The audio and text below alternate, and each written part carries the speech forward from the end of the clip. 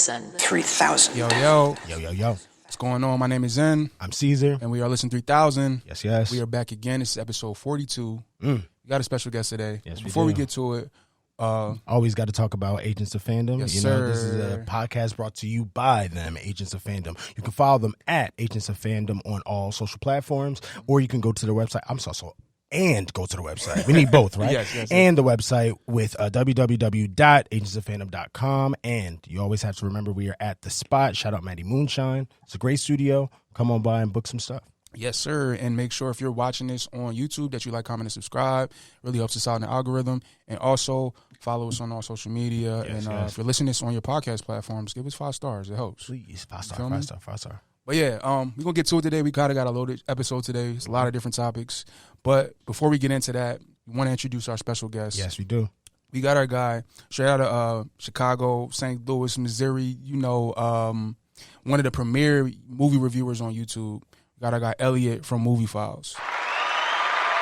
Yo, what's going on, guys? I appreciate the intro, man. And this is episode 42. I feel like much love to Jackie Robinson and Chadwick Boseman, man. Dope. 42 in the building. Let's I do love it. that. Yeah, I see how it connects. That's super fire. That's super fire. But again, man, we Good, thank man. you for pulling up on us, man. We're excited to get into the topic today. And Yeah, let's do it. I'm excited. Yeah. All right, I'll start it off. Yeah, man. Marvel, Loki is back, y'all. I'm about to clap for that. Let's go. I'm very excited. Y'all excited? We're here I'm super finally. excited. Been waiting. How many super months has it excited. been? What was the last thing?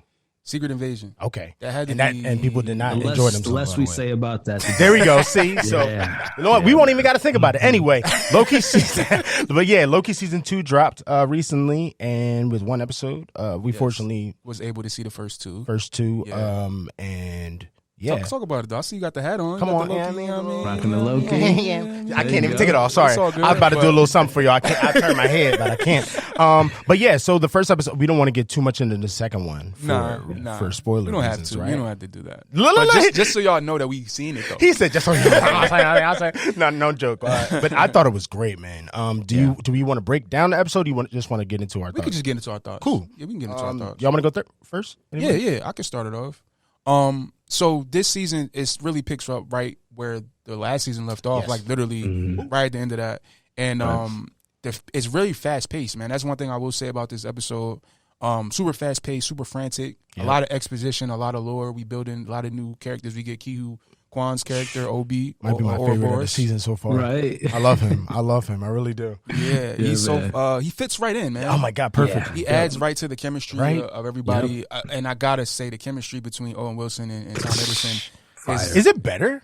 It's you because now. Second go round. They know Right, each other. like the They're first friends time with they each felt other. first time it felt like they already knew each other. That's how good their chemistry was. But now it's like, oh, y'all actually like Right. y'all been friends your whole lives. Okay, got it, Yeah, got it. It's so dope. Yes, It is, man. I'm trying to think of anything else I can say. I mean, we get the time slipping. yes. Time slipping Yeah. is crazy. Visually, it looks really Wow, cool. visually, And I know yeah. we've seen it in the trailers, coming to it, but like to finally see it in the context of the episode was really dope to me. Yeah. You know what I mean? Really was.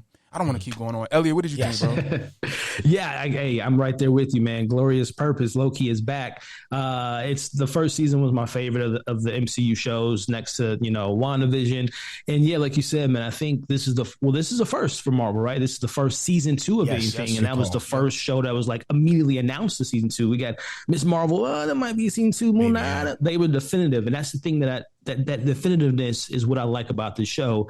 It's focused, it's concise, and as you mentioned, we moving along, man. We going through, picking up the pace, going through the story. What you mentioning, time slipping, and there's danger going on in TVA. We get more of the kind of the governmental side of the TVA, exploring like the head of the the minute people, the Minutemen, and all that stuff. And B-15 is in the mix. So I am hooked. I'm on board. And like you guys, I've seen episode 2, 3, and 4. So I'm very excited to kind of see how it all plays out. And I can't wait till we get to that episode 4. Let me tell y'all. But anyway, yeah, I thought it was, as I said, glorious purpose. The show has a purpose. It has character development. It has, incredible production, because that's one of the things about MCU the last few years. What's up with the CGI? The visual effects aren't finished. Like, this show is tangible. They're not shooting on a green screen. Everything feels lived in. I'm a score head, so I love Natalie Holt's score. That gets me crunk every time I hear that low-key theme. So I'm a fan. I'm loving it, and it came with the heat. You killed that. Yes, sir. You smoked that, bro. Yes, sir. I'm about to say I liked it too. But no, seriously, I just love all the new additions. I'm gonna mess up. I don't know all the actors and actresses' names, but the lady that B-15. No, not even just B-15. I love that she's a part of the gang now, though. I will say that. Right. It's cool to see, because last season she was brolic for Loki. Like, it was like she wasn't playing with him. Kill them all. You know what I mean? Right. And now it's Now like she's she almost looking to him for what we doing a little bit. Yeah. You know what I mean? To an extent. Yeah. So it's cool to see that dynamic switch, and it still work. Their chemistry, they must be having fun on set. They must all really like each other. It seems so like chemistry is great everywhere, every character. But I was going to talk about the lady that was in Game of Thrones. Oh, okay. Yeah, I don't remember her name. Character name though. Her character name. There we go. Is it Doc? Because I know she's like the chief, General Docs, I think it General. was. I think so. Yeah. Yeah, you're right. You're right. Yeah. You can already see she about to be a problem. I don't know. There's something going on. So Yeah. And every time I see her, she just look too like, I think it's reminding me of Game of Thrones too much. So I'm looking at her, I'm like, weird relationship. Twisted. There's something up. There's something going on. Nah, but I'm really excited to see where everything goes. It's just yeah, and especially with the whole multiverse stuff, getting to Secret Wars, I can just see that this is getting into stuff. Yeah. So I'm excited. Yeah, man. Low-key season 2, man. I'm so I'm excited excited to be back. here. Yeah, bro. Man. Like, oh man, I love when Marvel's it's good on. to be back, man. And again, not to hype it up because it's a couple weeks away, but I'm telling y'all, be prepared for episode 4. Oh my god, that's all I gotta say. Okay. That's all I gotta say. this is great. The fact that you saw 4 episodes, do you feel like, is it hard watching it? Like being like, okay, we got to get to. I gotta wait a month. I gotta wait a month Ooh. to it ends on a cliffhanger. I would say, if you guys remember season 1 of Loki, how it ended with, I believe it was with Loki got pruned, and we were like left to think, where's Loki? Then they had the post-credit scene of him in the void. Think of that in a way, but on a much larger scale. I'll just say that. Oh my god, big cliffhanger that it ends on that I'm loving, man. I'm really excited that it's back. Oh, gives me more hype. More Somebody give us another episode. No, and also that reminded me for the first season, because again, we all think your number 1 was Loki too, right? Yes. For the show so far, all of us, even right? after, because I rewatched it just to prep for this season, and it just hammered it home again, like why I loved it so much. Good. You know what I mean? You're so right. Nah, but about that, remember there was like this switch that everybody was talking about before the season that came out. Like they were like, when you get to episode 3, because it was 6 last season, right? Yeah. It was like when you get to episode 3, the show kind of switches a little bit narrative wise, and it actually was that. I wonder if we get that again in this show. You know what I'm saying? In this season. Yes. Okay. That's all I needed. I want that. Because I loved that they did that and it worked. Like we were still here for the ride. That could have took a left turn if you switch what we think is going on. You know what I mean? Right. So no, I'm excited to still do that. 3 characters that are introduced, reintroduced and introduced in episode 3 and carry on to 4 that almost steal the show in a good way, and not taking anything away from Loki and Mobius and everything like that. But there's 3 characters that come in episode 3 and 4 that really kind of shift things into another gear. I think I know who they are. We should go to the next. We should go to the next topic. Yeah. Oh, and one of them, I'm already scared. Of her. I shouldn't even say who. We'll talk off. Well, here we go. Yeah, we'll do a little something after. Say less. Gen V. Nah, but seriously, Gen V dropped, I guess, a couple weeks ago, or last week, 2 weeks. Yeah, I don't know like that. when it comes out for y'all. But yeah, we got 3 episodes now, right? It first started with 2. Is it 4 episodes now? Yeah, it is 4. I'm sorry. They gave us 3 and they gave us an extra one. Sorry about that. Cool. So 4 episodes in the middle of 8, right? Yeah. Just to be correct. Man, I'm enjoying it so far. I am. It's a lot. Y'all got to slow down with the craziness though. It's a lot happening. Real quick before you get into that, because I'm gonna let you go. I want to say just about the show. About the show in general. The show in general, to me, I wasn't expecting to like it as much as I do. Really? Like, Same. Yeah, it's the boys. I mean, we love the boys, obviously, right? But I don't know. It's just the concept, the school thing. I wasn't sure how much. I knew I was going to enjoy it because it's in that world. Okay. But I didn't know how much I'll be like, all right, I need to see the next episode. Like The Boys. Right. Yeah. Right. Because when they gave us the first 3, when it first initially debuted, I had to keep going. Like, it got to the end, I'm like, all right, just let's keep, come on. Next one. And so, and this was give me more of the same, you know what I mean? Yep. And it just leaves you with more questions and stuff like that.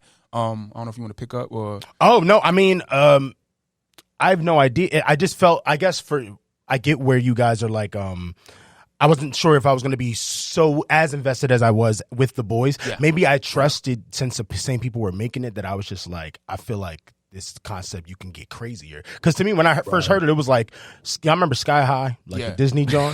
Like, it's almost like some X-Men type time. You know what I mean? Like school of that concept. I don't think you can go wrong with it unless if it's cheesy and they don't play with, they don't go there, you know? So it's like, I expected it to get crazy. It's going a little. Yeah, it's a lot. It's a lot for me. And like we see bloody stuff all the time. HBO go crazy, Amazon go crazy. When y'all blew the penis up, I didn't. You gotta just sit there and be like, I don't know if I can continue. I did. For a second, I was like, maybe I'm gonna watch it later. Cause I gotta have a little sit down, I was eating. I gotta stop eating. That's the second time I was eating while I was watching the show. You definitely gotta fool. Cold in the microwave or a lot of water, ginger ale or something. It's not good. But no, seriously though, I love all the characters. You gotta shout out Jazz Sinclair, who plays Marie Moreau. Yes, I feel like she's doing a great job, killing it, bro. Oh my god, right. I know a lot of people know her from the Sabrina show. Yeah, that's right. On Netflix. From, yeah. And I love that she got this lead. Yeah. And she's killing it for me. Smoking it. Shout out to Jazz Sinclair on that. I ain't want to cut you off. I love just seeing her have to go through, like, it's unfortunate, I guess, but like the part of the show, like, just go through so many emotions. Acting wise, she's smoking it. Like, she just has, bro, her origin and show wise is already a lot. It's a lot. So the fact that I feel like I can see on her face at times her deal with it, even in moments where it had nothing to do with that, you know? Like, I feel like that she's really good. She's really good. So I hope maybe Marvel pick her up some. She's nice. I like her. I like her a lot. Yeah. But no, man, the characters are really dope in this. I saw someone say on Twitter, I don't know whose Twitter was, but shout out to them, that it was just a random comment where they were like, I like that that Gen V, with certain character dynamics, you would expect for certain characters to be different than they are. Like, I don't know who the blonde character is. Kate. Yes, and one that can touch people. And the one that she likes, that was the mixed kid, the light skinned kid. Was it Aaron and Andre? Yeah, they're together. Andre, right? They're together. They're together. Right? Okay. Them two. You would expect them to be assholes. Not like them at all. Even if they're not assholes, we're supposed to story wise not get into them. We're not supposed to like them. Right. I'm not like obsessed, but I'm like, wow, I enjoy it. I like seeing them on screen. So it's like the writing of this getting different. I really liked everything about the show. I do. So I think this show is interesting in the fact that we're seeing, like, because we come from The Boys, right? We see that all those superheroes from The Boys, they're not great people at all. Right. I feel like it's interesting watching this because it's kind of the opposite of that. All these people seem like they're kind of good in their core to an extent. At least the kids are. You know what I mean? Or like the younger heroes in this. And it's just interesting to see, like, a lot of the heroes kind of started out in this place, and then, you know, the corporate VOD thing kind of changed them as people. You know what I mean? Because we're already seeing them dealing with these secrets and these crazy stuff that's going on behind the scenes that they're now finding out. And somebody has said something about how that in The Boys, like with VOD, when there's a secret, those heroes, they cover it up. You know what I mean? And in this show, we're kind of like seeing them kind of deal with the fact that, do we expose this? Do we show, put the light on it? I feel like that's that's that twist on the Gen V being the Gen Z thing. I feel like that's a point of them. You know what I mean? Like, that's actually a point in the writing. They're digging on that, which I think is really dope too. Right. Yeah, Elliott, you want to jump in on this? Yeah, I mean, to pick up on that last point, I mean, that Gen V of it all is like, to the heroes that we met in The Boys, they live in a world pre of the exposing of we were shot up as kids with this gift, and these are kids that actually know the gift, right? And it's kind of like in our reality, post Me Too movement, Black Lives Matters movement, like the culture of Gen V is much different than my generation before. So it plays, and like you just said, it plays into the writing and kind of the tone and the kind of craziness of this world that we're in. So I think that's where my apprehension at first was like, spinoff. It's like, are they getting too self-absorbed? Is it going to be too zangy? Is it going to be too CW with the world of college kids? But it's the opposite. And I just love how they just play with these themes and these characters. And that's the thing too. These characters are so fully fleshed out. I know y'all mentioned Marie Monroe being you guys' favorite. She's definitely one of my favorite, but the Emma character, the cricket, right? Her character and her, like the whole idea of like her power hurts her. It's a body dysformity, right? It's an eating disorder. So it plays into like the psyche of what powers can literally do to you. And the fact that her mom was the one that put her on that path. It's just so much stuff, man. It's so deep. And what did we just, episode 4 was the most recent one, which ended on a weird kind of cliffhanger. I don't know if we're getting into spoilers, but that episode was fantastic, man. I love these characters. I love this world. The woods of it all, the mystery of it all. It's a really well-written show. So I can't speak highly enough of it, man. And as someone I was lucky enough to see episode 5, I'm really excited to see where this episode kind of opens the conversation of morality. And you guys mentioned about certain characters and where you think they were going to be to where they are. So what they end up being is going to be revealed in a coming episode. So it's a great show, man. That's so interesting. You said that before we get off that, because while I was saying that point about the certain characters you would expect them to be, the more I thought about it, I'm like, hold up. Did this the origin in it? I just thought of. I'm like, okay, because once you said the point, this is dope. The whole point of like, I don't know, like they're having to deal with all of these secrets and everything like that. I feel like the more that they're gonna have to, because a part of me was like, well, damn, all the adults around them and then the boys are horrible, right? At least for the most part. Exactly. So it's like most of them gonna end up. That's how life works. Is going to end up just like that. If that's how this world is, right? So I'm just like, damn, we're going to probably see that switch, but we're going to be more connected to these characters. Exactly. So I'm like, this is fire. Let's see how long. I'm going to see how long this lasts. Like, die a hero. Come on, become a villain. Exactly. Right. And on top of it, I don't know if y'all saw. Someone said that there was someone posted a shot from one of the, I guess it was season 3. What was the last season of The Boys? 3 or 4? Yeah, with Marie being on the screen. There we go, on the screen. With Huey saw we were at the, what is that place, the orphanage that they go to, the Red River or something like that. Yes, and it was on the computer screen, right? Yep, so they've been setting it up. I feel like,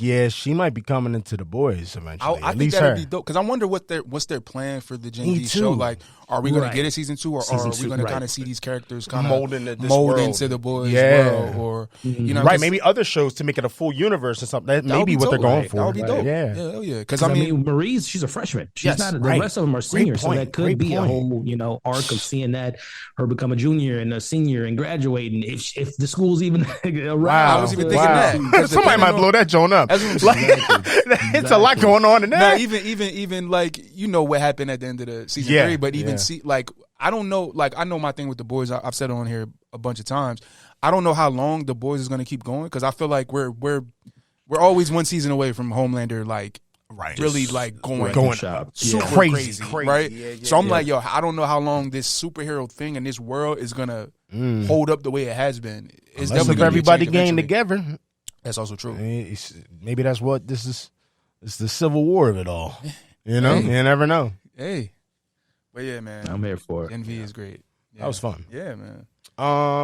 You want to take this next one? I know this your world. Ahsoka Finale. Yes. So we got the finale for Ahsoka season 1. It was dope, and it was really good. I know I've seen a lot of people have mixed thoughts about it, but I personally I loved it. I loved it. I think we might have different perspective. I did enjoy it. Did you enjoy it? Did you like it? Love it? I enjoyed it. I'm in a weird spot with Star Wars right now, but I enjoyed it for the most part. Okay, so I feel like we're all on a more positive than negative. Yours is probably a little more high. Mine is only any negativity for me would just be I don't know as much about this world. You're connected to, like, know a lot of the lore, right? So for me, certain spots come up and I'm like, I bet this is supposed to be fire for me. And I'm like, it don't hit. Right. So because of that, and it's not like it's an hour and a half episode, you know what I mean? And not that I need that, but it's not a lot going on story-wise. Outside of some of these big connections, I'm kind of losing what feels like, damn, that's a finale for me. So we might be in different perspectives because of that concept. Yeah. But I feel like if I knew it more, it would probably hit really different. Yeah. And that's one thing I thought about when they did this show. The deeper we got into this show, I'm thinking, yo, they should have told people to watch Rebels because there's so much Rebels, Clone Wars lore in this show that. I mean, it's cool for people if you didn't see it because the show is good enough that you can I still love it. Get into oh my God. it, right? Yeah. But there's certain things in the show that like just hit totally different if you know where it came from. Like the shot with Balin on the Thank you. I have no idea what that is, yo. I know Mortis God because of Twitter. I lost my mind. I don't know what that means. Mind when I bro, everyone is. And I'm like, damn, can somebody help me? I actually meant to watch I was going to do heavy spoilers. Shout out heavy spoilers. Love him. But nah, I was going to watch that and I just didn't get the time to. But can somebody break that down for me? Why is that so deep? So it was a Clone Wars episode called The Mortis Gods, and Anakin, Obi-Wan, Ahsoka, they get drawn to this planet, the planet of Mortis, and you have the mountain was the father, the son, and the head that cut off was the daughter. Thank you. I just see that there was something that cut off, but I saw there was space, and I was like, I'm confused what's happening. And they're basically like physical manifestations of the Force, like but kind of God's things. Yeah. So they gods straight up? They're just in this world as Mortis God? That's what it is? Yeah. Okay. So the son is the dark side. The daughter is the light side, and the father is like the middle. He's the balance in between the Force. We don't know who the third one is, do we? No, that's the three. No, but who? So it's Anakin, is Ahsoka, and who? No. They all were there. But in that episode, this is TLDR. In that episode, the father wants Anakin to replace him. Okay. And then like the son is trying to like show Anakin you're gonna become this Darth Vader, all this stuff. Got it. In the episode, Ahsoka dies in this episode. The daughter also is about to die, but she transferred her life essence over to Ahsoka to bring her back to life. That's why you see the owl all the time. The owl is a representation of the daughter. And I remember that from the recap. I remember that. Okay. Yeah, I connected to that. I thought that was dope. Yes. So that's why that made sense, because it's like Balin is looking for something to do with the Mortis gods. I'm assuming that's why he was sitting on that mountain. I'm assuming that's why. Oh, so that can get kind of crazy. Yeah, that's why when I seen it, I'm like, fire now. Because I've been saying that straight the up whole was just time. a tease. That literal scene was just to tease set up for something. Okay, and we don't know if it's like a season 2 or the movie or whatever that's going to be. Yeah, got it now. I'm hoping for a season 2, but you know, could be both. Right, you never know. Yeah. My only gripe with the episode, I'll just throw that out because I loved everything else. Yeah. My only problem with the episode was the Balin stuff. I just feel like we could have got more with them, and we didn't. And it sucks because obviously, rest in peace, Ray Stevenson. That's the last time we're going to see him in this role. So I just feel like I wish we would have got more with this character and got a little bit more of his motivations. Because I've been asking that for the past few episodes. Like, what is his... where he going? Right. Like, what's pushing him to this? Because we got to this planet now, and it seems like he has his old... Yeah, he a left field character because of that. Right, and it seemed like he had his old agenda already built in his mind. You know what I mean? That we just never got to really fully see. So, other than that, I had fun. It was... The fights were crazy, especially the fight with Morgan Elsbeth and Ahsoka. That was stupid. Hard. Damn, Morgan came out. I was like, I forgot you get busy. Like, I really did. I was like, oh, okay, you like that. All right. Yeah, no, that was dope. Yeah, it was trash that they killed her, though. I thought that was kind of... Me too. That's how fire she was. I'm like, I wish you kept her around, but that was dope, though. They needed to do that. She did. I mean, we saw them rising people from the dead. You ain't never lied. Somebody can do that to her. That's also true. I forgot about that. Yeah. It is dark magic. You can do whatever you want. Yeah. So who knows? She might still be alive. You never know. You don't want her to Star Wars. Who's really truly dead? Right. You ain't never lied. Yeah. I was about to say, how did you feel? Elliott, all around. Yeah, man. So I'm coming from the perspective where I've seen all the live action stuff imaginable 10 times over, but I've never personally, and it's nothing against animation or anything, I just never have dove into that world because it seems like it is so much to catch up on with Rebels and Clone Wars. So I came in a perspective of like kind of knowing some of the Mortis stuff and the Anakin and Ahsoka relationship and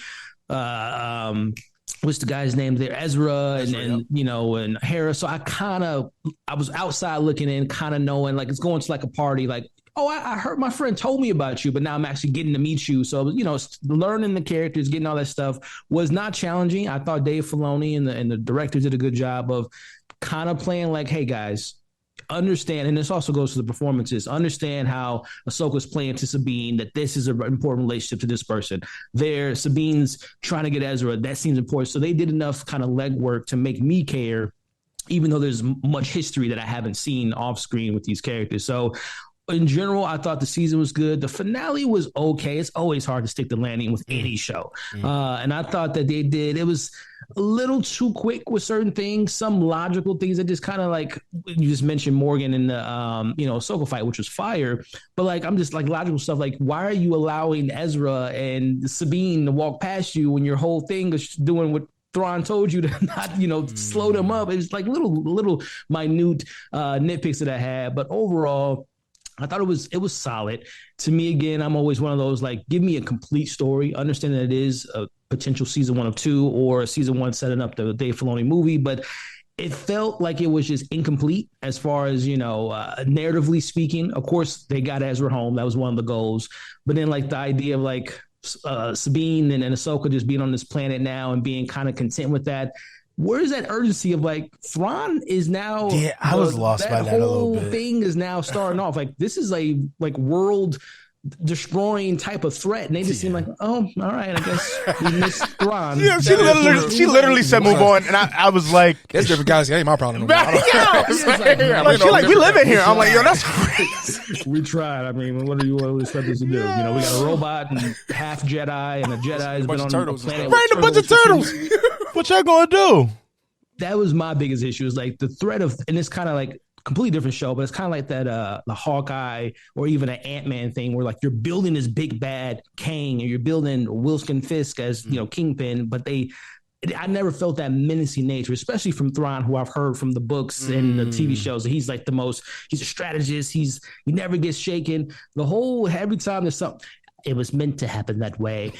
We lost 10, 20 of our guys. It's like, come on, bro. Like, I never really felt that Thanos, Darth Vader, like, menacing side of this character. Like, to me, that setup, and he's supposed to be the big bad in the Filoni film, I'm not feeling that. As far as, like, nothing against the actor, I'm just not feeling that menacing, threatening, scary nature that he was built up from what I've heard about Thrawn. I never felt that from the character at all. So I'm just like, again, the incomplete. Okay, what's the big deal about Thrawn? He's not even. Correct me if I'm wrong. He's not even like a Force user. He's not a jet. He's just a regular admiral with aspirations, but he doesn't have like any skills at all. So like anyone can like just take him out. But I don't know. We'll see. I'm about to say it's interesting you say that. Again, 3 different perspectives. I'm in the same position as you, where it's like I didn't see any of the cartoon ones before, but like I did watch a recap and get to see. I heard the things that he did, so I'm like, and they visually show you in the recap. So I'm like, okay, he do get. I see where that comes from. So seeing him in live action, I felt the intimidation just based on, again, the score, the way that they set the scenes up. I'm like, okay, he must be big boss. You know what I mean? Yeah, but I do get what you're saying. Not seeing it, I'm not like what'd he do? You know what I mean? It's like, what is he actually? Yeah. So it's interesting. I feel like all this perspective, it's definitely the Rebels, John. Yeah. They should have told people. Like, because I think it would just make all of this better for everybody. But the fact that I didn't have it, it's like, I can see both sides. You know what I mean? Yeah. And I totally get both of your perspectives, especially on Thrawn and the way it ended. Yeah. But like, to me, I don't know. I was in it.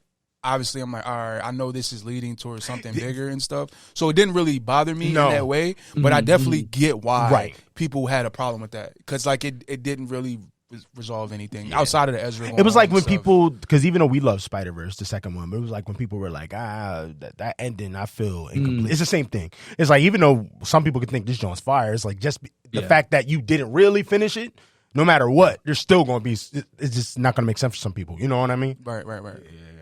Yeah, so I'm hoping for season 2, and we'll see, man. Yeah, we'll see. I don't got no idea what their plans are for their next. If it's Ahsoka, if it's Mandalorian, me too. I just wait to see the stuff. Just drop it. I'm gonna go put it on. Tell me, Filoni went cooking, so I'm gonna let him. Nah, he frying. That's true. You going crazy. I tell you what, though, and not to get off the topic, but I'm super excited about the Acolyte.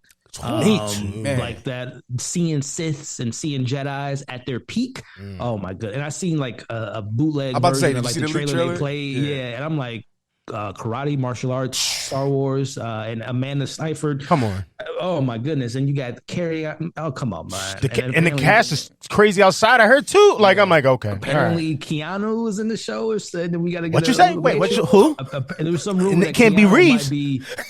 Hey, I heard he might. You talking about Mr. Wick gonna be out here? I heard he might be wielding a saber. So no. I'm gonna need to go home. That's the show I'm excited for. That's what I'm looking for. Nah, same. After I seen that little leak trailer, and you know how I feel about the Jedi, right? In general, we had our talk about that. We should have filmed that. We should have. We had a whole. we had a whole debate one day about it was like what was it, the fans of Star Wars? Yeah, and like how people don't really enjoy Andor and these things because don't say people.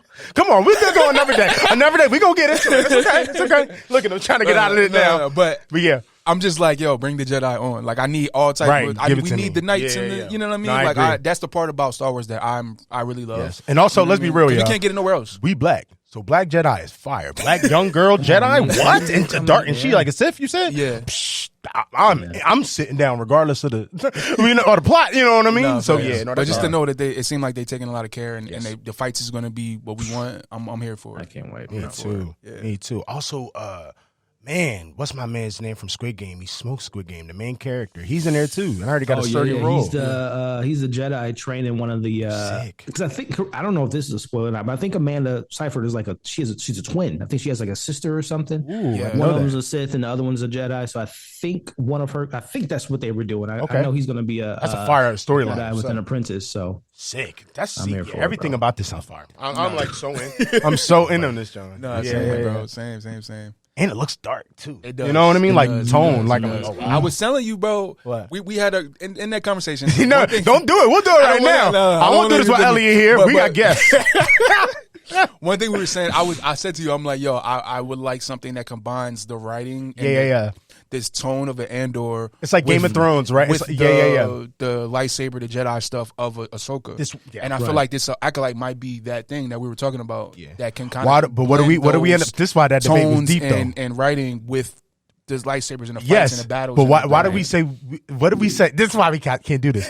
And at the end of that part of the conversation, we were like, yeah, even if that joint is elite, people still gonna have something to say though. True. I don't know why. I just feel like even if that joint is as fire as Andor, people still gonna say something. True. I don't know. It's something with the Star Wars people. Y'all be doing stuff. We will see. Whenever that's coming. No, I'm hyped. We all hyped. No, for sure. Man, I'm sad this next one. I ain't get to see it yet. Y'all gotta talk about it. Did you get to see it, Elliott? You saw the creator? Yeah. I saw it a couple weeks ago. Yeah. Switching gears to the creator. I did watch your review was really dope with that, John. I gotta check it out. Well, I guess I can't watch it. I didn't see the damn movie yet. I'm gonna see the movie then. Yes. Link me though. I got you. But so the creator has came out since we, the last pod we had. And I really enjoyed it. It didn't do the best at the box office, but I really enjoyed the film. Visually, it was one of the better films this year as far as like CGI and the way things look. The concept was very original in a sense. You could definitely feel the influences of a lot of the different things that were put into this. But I definitely had a cool time with it. JDW, John David Washington, led it. And how did he do? I want to know about that. He did cool. Any step up, like just seeing his progression or anything, or just like because he's good, you know what I mean? But was it any, or was it not that type of role? I don't want to say it was. I think it might have not been that type of role. Okay, that's cool. He did, like especially towards the end of the movie. To me, he did. I was like, yeah. Okay, this is what I've been waiting for from you. Cool. But the overall movie though, like I feel like and that can help. We're still waiting for that. Yeah, because it's like with Tenet, that was the thing with people. It was like the movie, but him, and then it was a whole thing. I get you. Keep going though. I'm sorry. Yeah. I don't know the character's name. Let me get. I got IMDb. Yeah. Oh, the little girl. Yes, Madeline. She looked like she was smoking that joint from the trailer, bro. Alfie. She like that. Alfie, she's really good. Wow, really good. And I do feel like it is a cheat code when you put kids in certain stories. It can be, but only. I'm not even trying to diss children out there. I love children. I got a child. I gonna be mean. Every kid ain't nice like that. You know what I'm saying? So that's why, yes and no. It can make or break a film. Exactly. Stranger Things works because those kids got gold in them. You know what I mean? If they weren't like that, we wouldn't hear about a season 2 of Stranger Things. You know what I mean? We would have never. So I think it depends. Yeah. She did really well at that joint. And it really, like, it's very relevant to now because obviously the AI thing is a thing now. And it kind of, it leaves you, I don't know, it leaves you by the end scared? of the movie. It's just like, they set up this thing where like the AI and they have this conflict with humans and it just, you give us Alfie and now I'm like, damn, this cute ass little kid. With the robots. Yeah, right. He got me sympathizing the whole damn movie. But I don't want to spoil it for you, but like I feel if y'all want to get into it, you can get into it. And that dude. I really thoroughly enjoyed the film, and I shout out to Gareth Edwards for one having the budget as low as it was, and it looked as good as it did. Using like people been talking about that. It was a Sony FX3 camera that you can go buy at Best Buy. They used that for the film. It's a regular consumer camera. Yeah. Kevin, you know I don't be saying Kevin. Yeah, man. Take a lesson. No, facts, talk to Garth.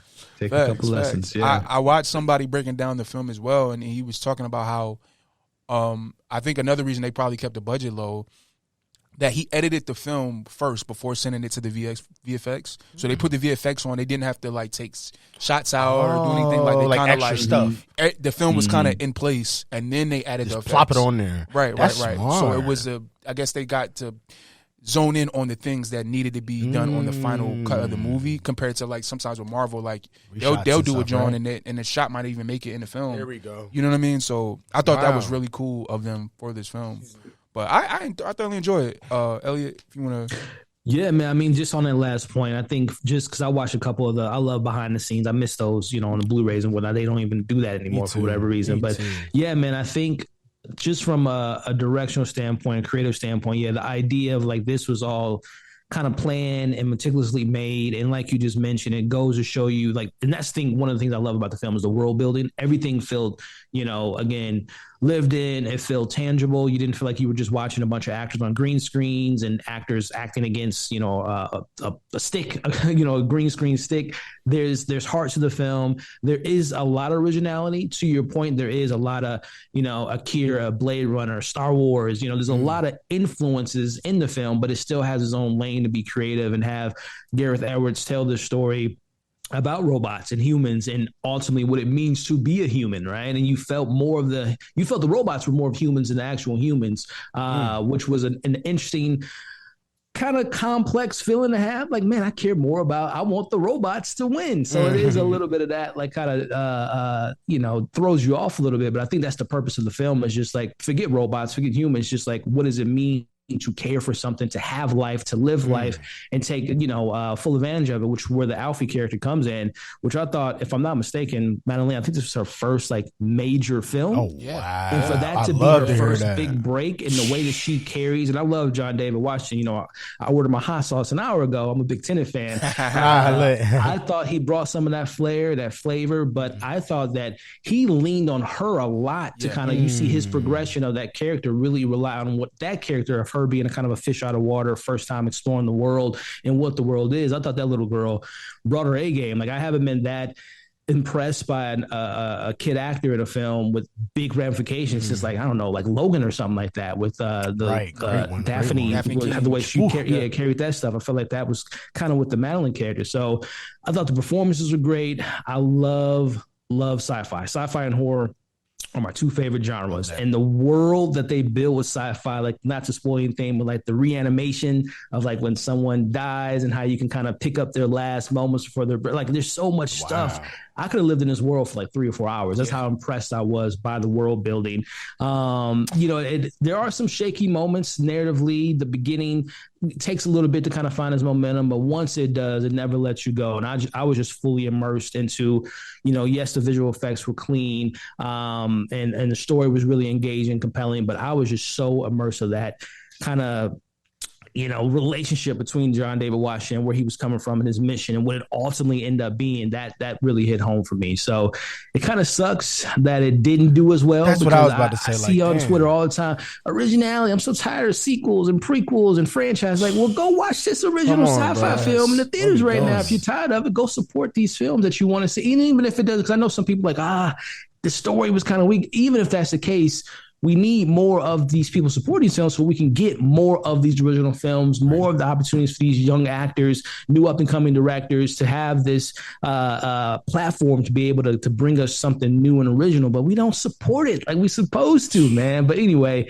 hopefully this kind of allows Gareth Edwards to continue to build on what he's already, I think he has a great resume with Monster, Rogue One, even though some people say, what's the dude name from Andor? Glenroy apparently directed a lot of that movie. I didn't even know that rumor. Oh, snaps. Like 40% of the movie apparently. But anyway, I'm excited to see what Gareth does, and I'm a big fan of Godzilla. So I'm a huge advocate that creator will be something that people will probably rediscover in a couple years. I bet that. And appreciate what it was coming at versus kind of now. But I'm a big fan of it for sure. Same. Damn, y'all better go watch movies. Yeah, I don't know what's going on. Because he's made a great point. Like, even if it's not the best, it's good enough for you to go pay your money and enjoy it for a night. Like, it looked good. It looked entertaining. You know what I'm saying? And this one specifically, because just visually, you need to see it on the biggest screen that you can get. Like, IMAX was beautiful. You know what I mean? Yep. Just to piggyback off what you said about wanting to live more in this world, I would love like a spin-off, like an anime or some type of thing that kind of continue Alfie's story at the end of this. Because I'm really curious now. Maybe after Netflix the events, should like pick up the that would be fire. Because they going crazy with the anime. That's a whole different level, especially adapting things. Yeah, knowing they doing good. Right. But just seeing where that character goes after the events of this movie would be very interesting to see. Just more from this world, It's dope. And shout out to the GOAT, Hans Zimmer, man. The man doesn't miss. Yes, man doesn't miss. Damn, Hans Zimmer did the score, yeah. Oh my God, I gotta watch this movie. Yeah. All right, but that was the creator. I'm sad. I gotta go see it. Yeah. But damn, we switching gears now. We definitely switching gears. Woof. I don't know if you.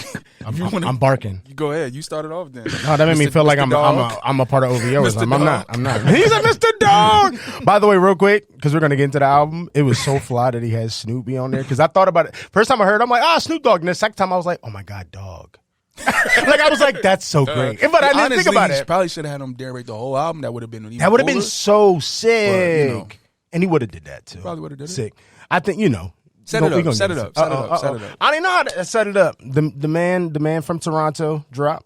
Where's the owl? 666. That would be tough. Just for the set. But yeah, man, it's always, I was gonna say highly anticipated. It's Drake, so he's the biggest in the world, so it's always highly anticipated. But we are hip hop fans here, and we are artists. Yes, we are artists. Bang, bang. Producers. We got some songs out. Go check them out at We Are Forever and at 7 Minutes to LA. Yes, anywho, yeah, man, Drake, if you need a feature.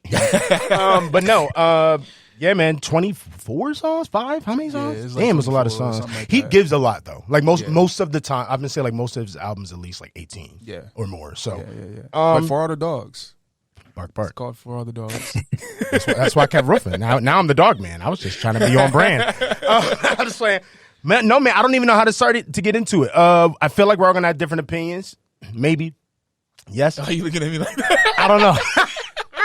All right, I'll go first. Okay, it's scary with Drake, man. We make music. We don't want to get in trouble. I wouldn't be nice. And he's shooting at everybody saying bro, bad stuff. Like, we're in a pod. I do not want to get in trouble right now. No. But anyway. Hold up. We got to stand on business. Shout out to Drewski. Shout out to Drewski. And shout out to Drake because he did it on the song. We got to stand on business. Yeah, did you hear Drake stole Drewski's song? You see it? Drake, I'm playing. I do not want no smoke. But no, I think I'm on the good side this time anyway, so it's okay. I actually really enjoyed this album. And I'm gonna say surprisingly, not in a bad way. We actually both love Drake. But we love Drake so much, like the real artists in us, we be critiquing. I ain't gonna say all my opinions because I don't want to get in trouble. I really do love Drake. Stand on business. But we're not doing it. You gonna do it? You gonna stand on business? Stand on business. No, I'm gonna call you out. Don't play with me. Don't do this. This guy gonna get in trouble. No, I'm just kidding. No, man, I actually thoroughly enjoyed the album. I like it a lot more than I liked C.O.B. What was out? What was it? What else came out before this?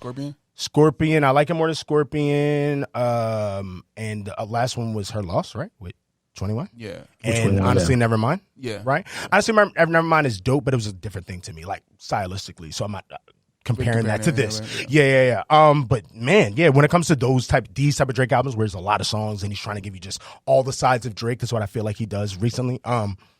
I really enjoyed it. Even the one I know a lot of people talk. We might get into the Joe Budden talk in a bit, but I know a lot of that take is like he tries to take a modern sound sometimes, and you can hear it, and we'll get into that talk on why or why not, and if it's good or bad. But I liked those takes from him this time. I enjoyed Daylight. I enjoyed the song with Yeet. I forget the name of it. I think it was like, I don't give a fuck. Yeah, IDGAF.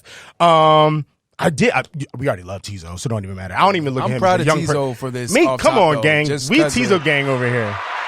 He sounded so good on this album. I gotta give it to him. He did. Yeah. But and honestly though, that didn't even count for what I was saying because Tizo don't even sound young. You know, like his style is a mix of. He's old in the brain a little bit. You know what I mean? Yeah. So but sonically, I really did like a lot of the different sounds from him this time. Yeah, I don't want to go all day. Yeah, I enjoyed it more than I think everyone. I had fun, Drake. So I'll take tickets. No problem coming. I'll come. I did the one show. I'll do it. Come on. But yeah, I thought it was cool. My gripe with Drake as of the last 3-4 albums. Oh, you're getting into it. I mean, I'm gonna just tell her. I'm gonna stand on business. I'm gonna stand on business. Oh, he's gonna get in trouble. No. Because it's no hate at all. But I understand what he's trying to do. Drake has been dropping these really, really long form albums, 23, 24 tracks for a while now, and I feel like it comes from a place of like he's one of the bigger artists in the world, right? Yes. And he's not really a rap artist; he's a pop artist. At this point, he just started as a rapper, right? Yes, to an extent. But he dips and dabbles in so many different genres and types of music that I feel like when he does an album, he kind of takes it upon himself to please everyone in the fan base. Literally. You know what I mean? So like that's why you get that many. Yeah, exactly. It's R&B songs. You have a song with Bad Bunny that he's rapping in Spanish. You have like it's so many different pockets that he has to get into. My whole thing is, I don't feel like he always needs to do that, but I get it. So I kind of have to grade the album in that sense, like knowing that all right, he's people pleasing with this project. You feel what I'm saying? Right. I thoroughly enjoyed the production on this album. I thought it was one of the better albums produced wise from him in a while. And that's not even a diss because his beats always fire. Oh no, right? for sure. Oh my Drake. God, no, these don't stood honestly, out to me though. Even if he sees this and he has an issue, we're always comparing him to himself because he's that good. Yeah. And he's on top. He's on top. That's what I'm saying. The track record is so long. It's like we did it with Jay. Did we do it with everyone? Once you get so deep in the game, you're comparing you to you. Yeah. At this point, right? But I love the production on it. Benny X went crazy. Cash Cobain on the record with 21 Savage was crazy. So many, all the producers on the album. Shout out to all of them because they all really did their thing. I'm not even trying to go. Budgie and Sango. I got to throw that out there too. Sango. Yes. On Amen. I'm not even trying to get real hot ticky, but it could be his best produced album. Like it's it's consistently incredible beats throughout the entire album. Like it was one of those times where I don't think I pay attention to that with Drake. Like I'm not listening to Drake for beats, even though the beats are hot. You know what I'm saying? I'm listening to Drake for Drake. This time I'm like, God damn. I'm like, this beat crazy. Like it's taking me not out of it, but like I'm paying as much attention as I am to him or the artist on the track. So the beats are nuts. Yeah, I enjoyed a lot of the records on it. Again, it's with 24 songs. You're not gonna like everything, obviously, right? I look you, but that be, you know me. I feel like that depends. I'm an album person. I feel like you're not someone that's like I want to listen to an album. I will. It all depends on how the album is put together as well, though. Because I feel like I don't know if this album was concept driven because there's pieces in the album that will make you think that, right? Because like the Snoop Dogg pieces and that comes in again later. Even the girl segment. Talking in and that's not dog based right with the theme, but it is in the. I feel like there's a narrative, but I see where you're saying he could have. He could have. Don't feel like it's not too. Into that. You're funny. Okay, don't bar him up. He you know, like you said, about albums, I feel like it all depends how you put it together. Yeah.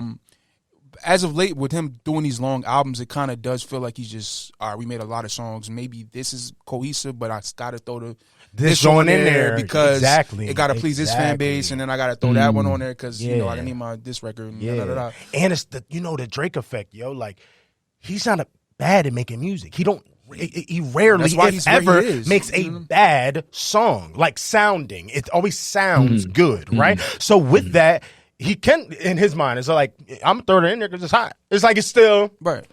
You know what I mean? Yeah. So that's why I think Drake is still exactly a MVP game for somebody else. There we go. You know what I mean? So what are you doing? But yeah, I don't want to keep going, but Elliott, what you think, bro? Have you heard the full thing? Listen, man, I'm on here with these experts, man. Look, back in the day, I used to have a YouTube channel where I used to like break down albums and like a variety of different things. So, but I've been kind of distant from music, at least newer music in the last few years. Like I rock with K-Dot and J. Cole, those like whenever they drop, I'm listening. And Drake. I'm a big Drake fan. So for context, I haven't fully dove into the album like you guys are getting into, which I love this conversation here because it just brings me back to when I used to like analyze as I do films and TV. I used to analyze that for music. From what I'm hearing so far, from what I heard so far, I should say, it sounds like the Drake that we've been used to in the last few years, like you just mentioned. And to kind of bring it back to my, to the Marvel conversation, Drake to me is very much like a Marvel, pleasing everyone and not, sometimes it's quantity over quality.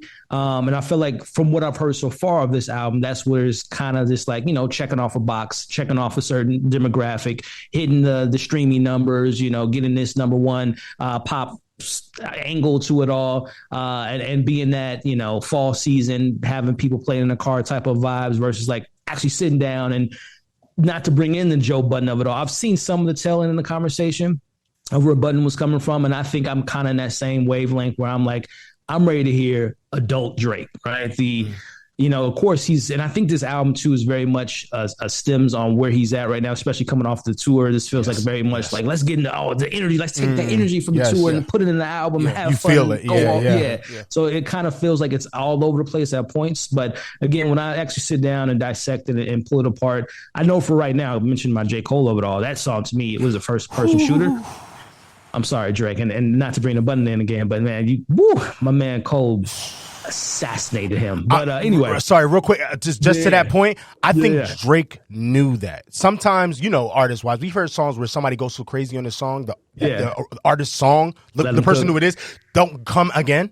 I feel like Drake switched. They talked about that on Joe Budden. They were like, he had to switch the beat. I know it's all jokes, but I genuinely think Drake was like, all right, bro, you body. Let me. Yeah, that's smart. I think I took that out. Honestly, it's a smart move instead of being like him trying to. Because J. Cole, his run is one of the greatest runs of all time. Do we have to? I feel like I didn't want to cut you off, but like you sparked the J. Cole part. He's on a historical run right now. His feature run has to be. We got to give him that. Give him the.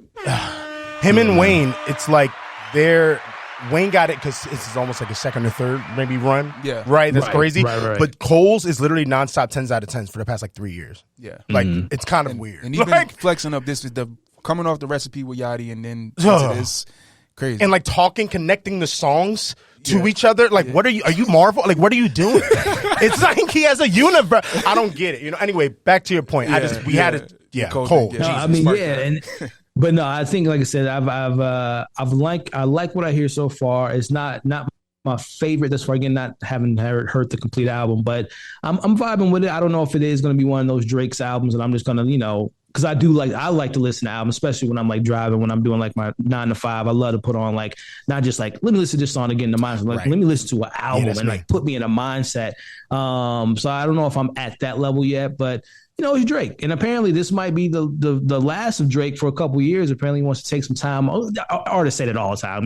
He'll be out with something next year. We'll see. But no, I think if this is something that's we're going to be sitting with a couple of years, because I think from 2021, it's like album. It's like 5, right? 4 maybe? Yeah. No breaks. His foot's been on the pedal, which I respect that.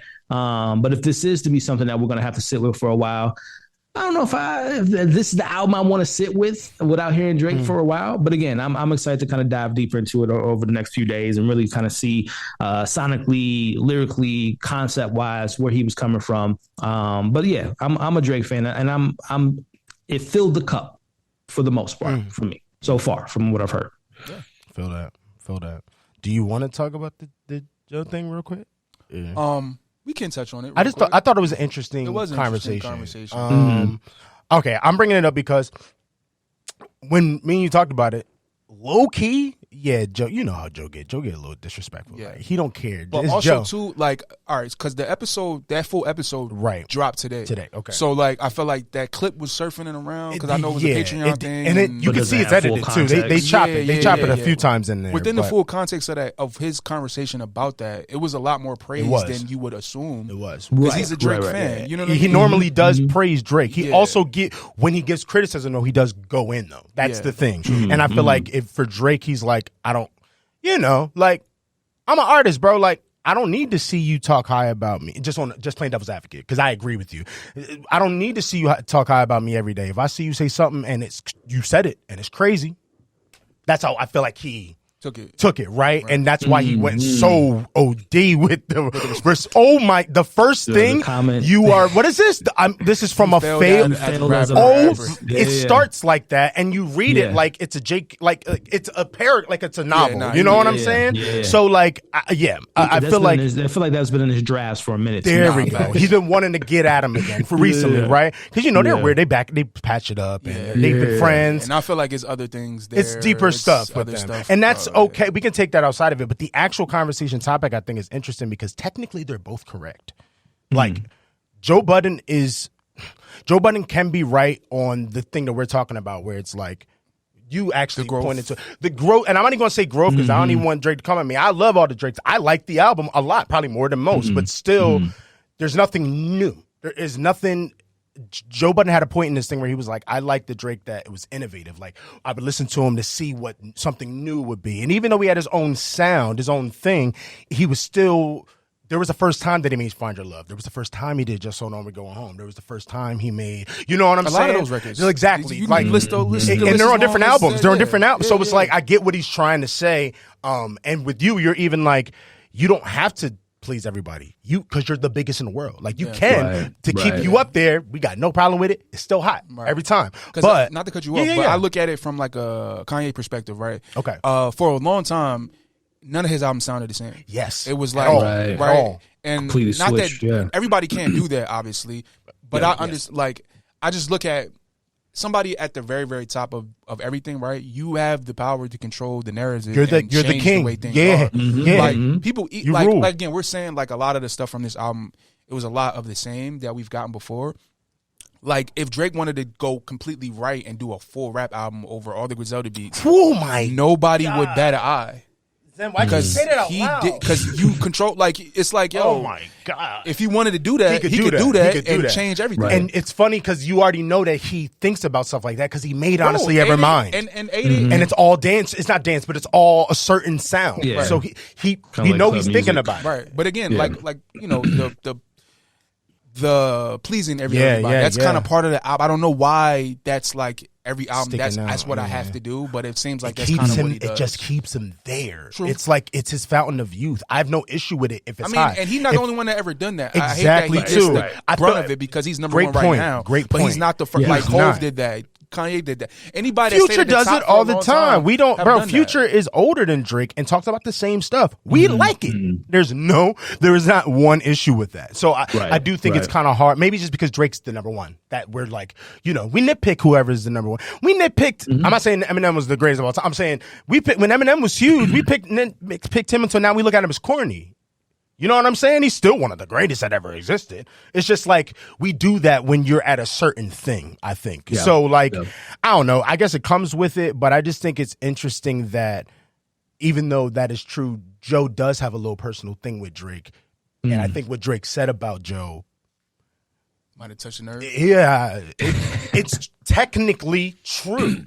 It's just he said it so is disrespect here. I want you to feel disrespected. It's a way to deliver that. There you go. In a better way. Because it's true. I mean, he had a second career and it was a good thing for him, and that's what stands. But all of it is coming from a place where it's like, I didn't want to do what you're doing. I didn't want to keep pleasing people. I wanted to not. So because of that, it ain't work for me. So you kind of can't be mad at it's interesting. You know what I mean? Yeah. On both sides. And I just kind of wish they both could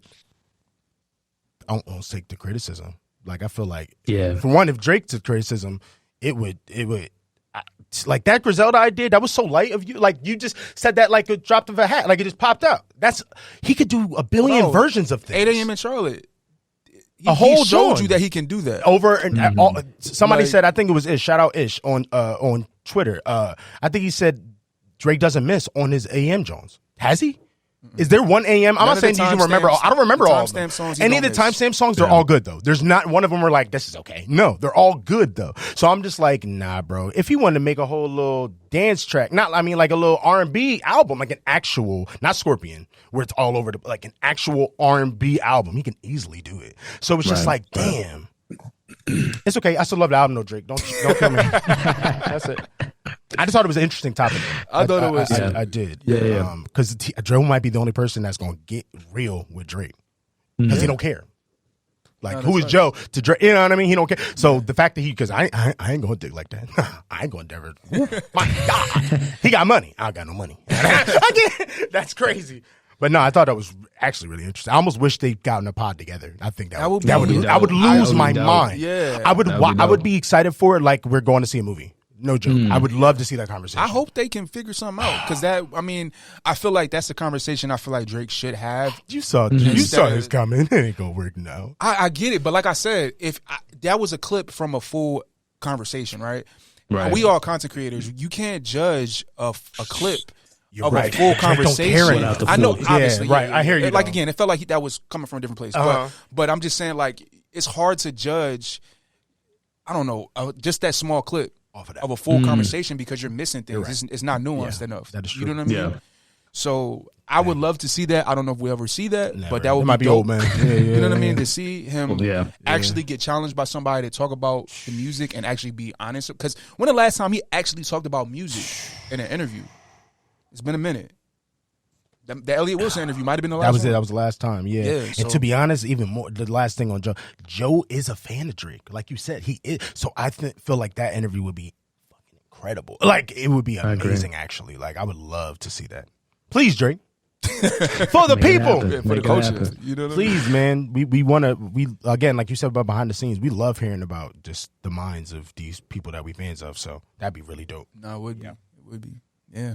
Anybody got anything else on No, I'm not trying to get in trouble, man. I still want a Drake feature, and I don't think I'm going to get it. But it was for the pod. It's okay. It's for the pod. It's okay. Yeah. Let's ask our friends some questions. Yeah, for sure, man. So we circling back to you, Elliott, man. Hey, man. Your channel, Movie Files, man. You're one of the top movie reviewers that I see on YouTube a lot of times.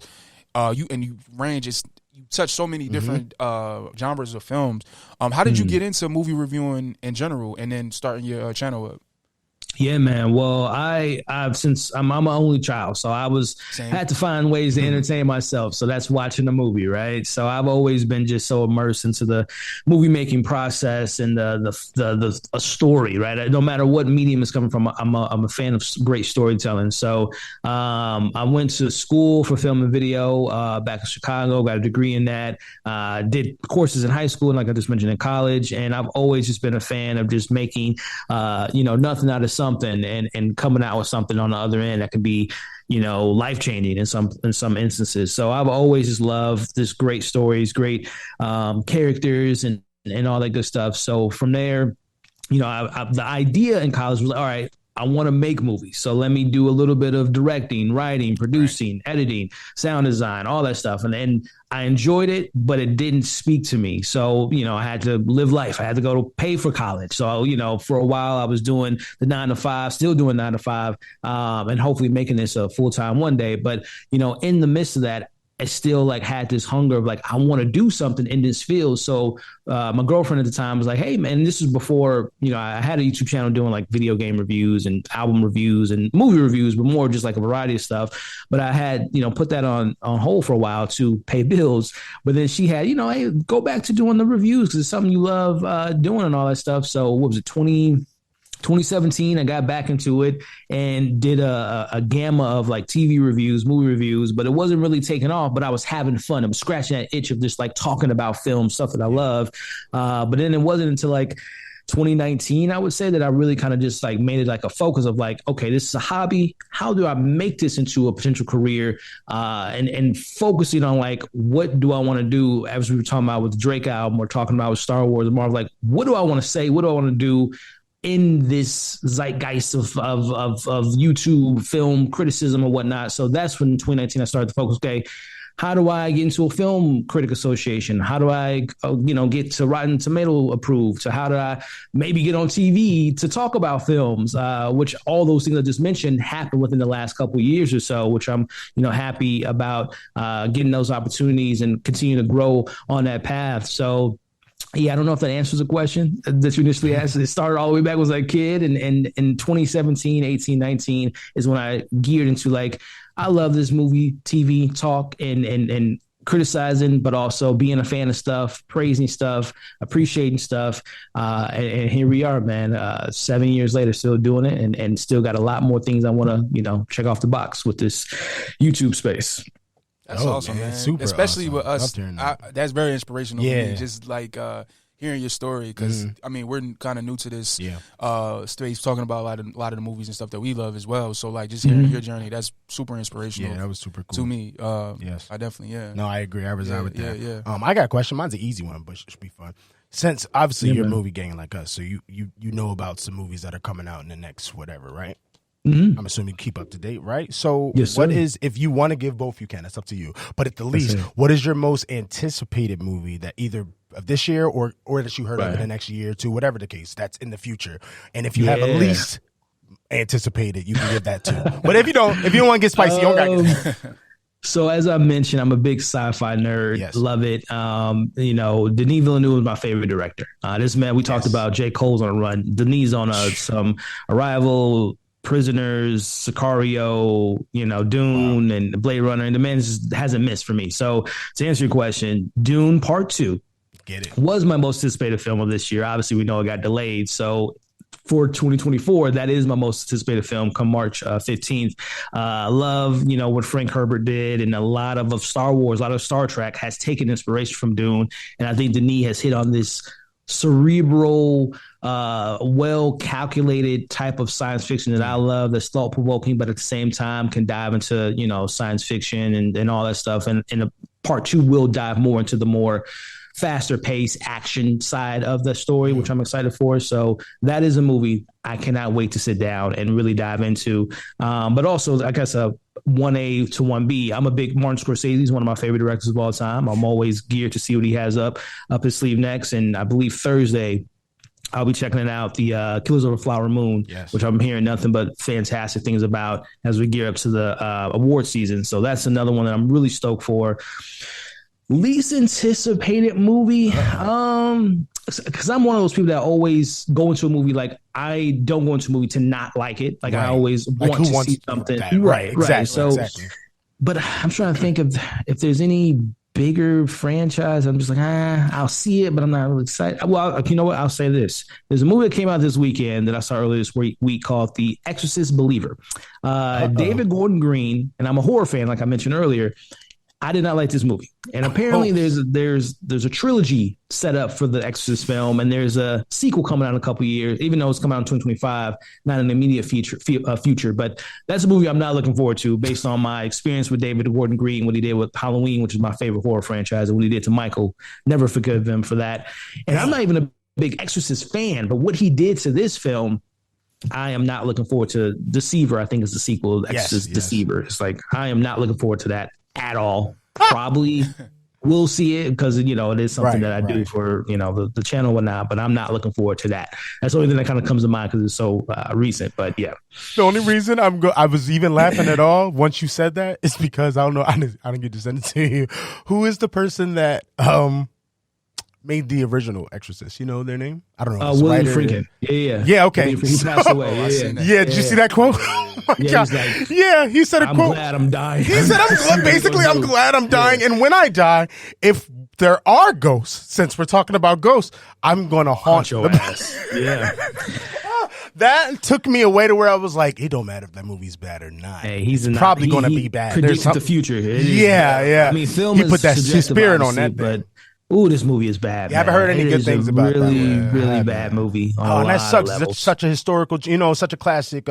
People love The Exorcist. Yeah, so that's, they do. That sucks. And I heard that people love the new Saw. Like I heard the new Saw is like Saw was great. fire. Yeah, I'm a big Saw fan. All right, at least we got some good. There's some reboots, not reboots, but I guess like what do you call it when they keep going? Just a sequel, I got, what I mean? No, like Scream. Like there's a lot of ones that keep. Recently they brought back and like they're doing really good apparently for horror. Yeah. So that's sick. But yeah, for the Exorcist, they're gonna need an Exorcist for that one. That's what it sounds like. Bring that one back to life. Yes.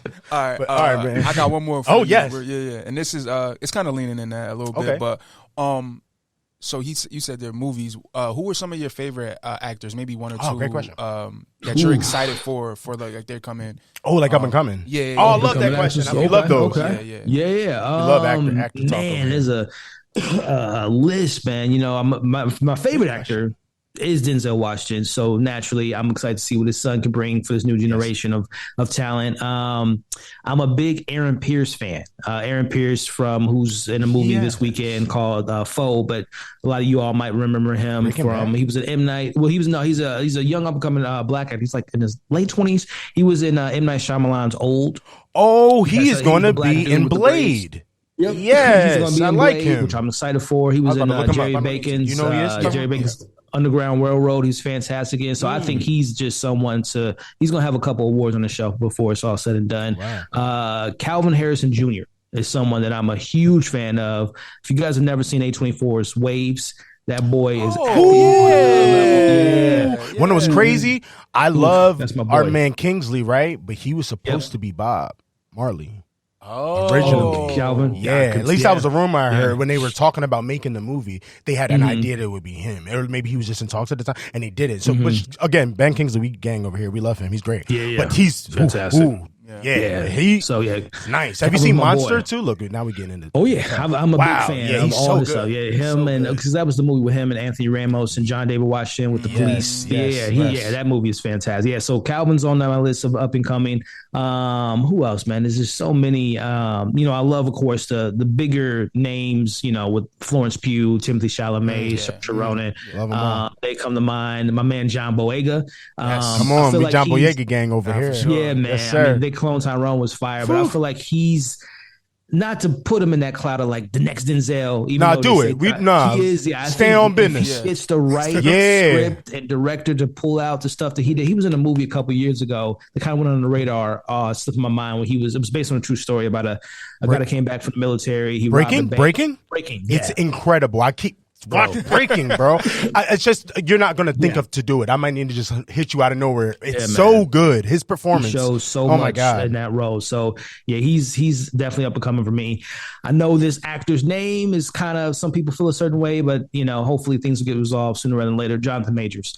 I feel like he was on that path. This is the dude. He. I don't want to do it because I don't want to hype it too much. He was so good. He had me talking like.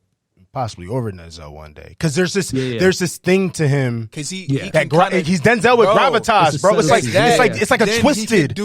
Action stuff. Then that's he's brolic like a Sylvester Stallone or something, but he has the talent of a Denzel. What did we say it was? We said like Denzel, like Black Tom Cruise, and like Robin Williams. Though there's like a wittiness to him that's like twisted. Like when you see him as he remains and not Kang. Yep. He remains specifically. It's like, you get and apparently to touch on that note, I know he's supposed to have it was a award movie that came out earlier this year called Magazines, where he's a bodybuilder, and they say it's kind of like the taxi driver in the bodybuilder industry, where he has like this crazy personality, and that was supposed to come out this year, but obviously with stuff going on, I don't even know if they'll see the light of day. But I'm just talking about the art of him. I'm a big Jonathan Majors fan of that side of him. So he's someone I'm keeping an eye out for.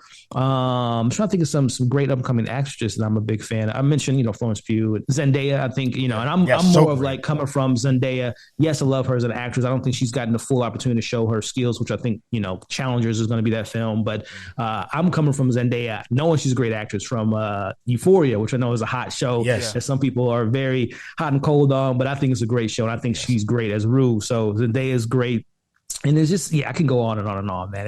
We talked about before we went live here some of the basketballs in a good state with a lot of good up and coming talent and good company basketball players. I think the same is said about Hollywood. I agree. The next 20 years or so, we're in good hands with a lot of these actors that I think will be seen on stage collecting awards and not slapping people like my man Will Smith. No, not while we're in Philly, man. Oh God, we love you. Well, okay, I don't want to get in trouble. I'm a big Will. Listen, he's okay. No, I'm with you. He's okay. No, I'm with you. Nah, but I super agree, man. You named great names. We love getting into all the young actors over here. Like, I wanted to mention you like Daniel. Kaluuya? Oh, of course. I just had to check. He was on your box. Yeah, okay. He has a movie coming out this year too. With he's his directorial debut. What's that? Coming, I'm trying to remember the name of the movie, but it premiered at I think at Sundance, and I've heard some good things about it. So yeah, Daniel, I heard about that. Oh, if y'all remember, is it going to Netflix? I'm gonna look it up right. Well, quick. he got a deal with Peacock. He got a Peacock deal. Okay. So I don't know if that's that or not. To be honest, like. He about to get into some twisted stuff. You heard he making the Dark Barney. I don't know. And by the way, I bang with Daniel. I'm into it. And by the way, it's connected to Jordan. Like Jordan's production team or something is helping him. And you know, Jordan weird too. So like I'm with the shit. It's just all right. Let's see it. Yeah, it's coming. So apparently it premiered at the London Film Festival in October, and it is coming to Netflix. Right. He co-directed. It's a science fiction drama starring Michael Fassbender. Well, produced by Michael Fassbender. This is something I'm excited what's the name? to it. The Kitchen. The Kitchen. I didn't even hear about this. Okay. Yeah. Cool. So I'm a big Daniel Kaluuya fan, man. And also speaking of Daniel Kaluuya, shout out to Atlanta. You know, Donald Glover, Brian Tyree Henry, and of course Lakeith Stanfield, Zazie Beetz, that whole crew. Yes. So man, all the people we love. No, that's facts. That's facts. We vote for everybody that's black. Feel me? Sorry. Shout out Issa Rae. Yeah, facts. Yeah, man. That we just had the best time with you. Nah, facts, man. I want to thank you again for pulling up on us, man. I'm so glad we were able to make this work and get you on here and chop it up with you, man.